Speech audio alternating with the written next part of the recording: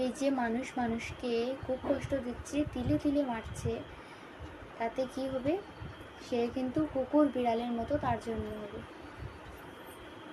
কি হবে?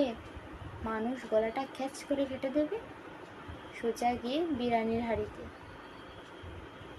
কেননা বিচার সবারই হয়, যে যেমন কর্ম করে ফল অবশ্যই পায়। ঠিক আছে?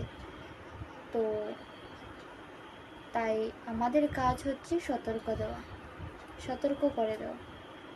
পুরাণের বইতেও লেখা আছে এইসব কথা। যারা হিংসে করে, নিন্দা করে, কাউকে খোঁচা দিয়ে কথা বলে, অপমান করে, হিংসা করে, যে যেমন কর্ম করবে ফল অবশ্যই পাবে। আজকালকে যে এটা বলতে পারবো না, এই পার্থিব কোর্ট, আইন,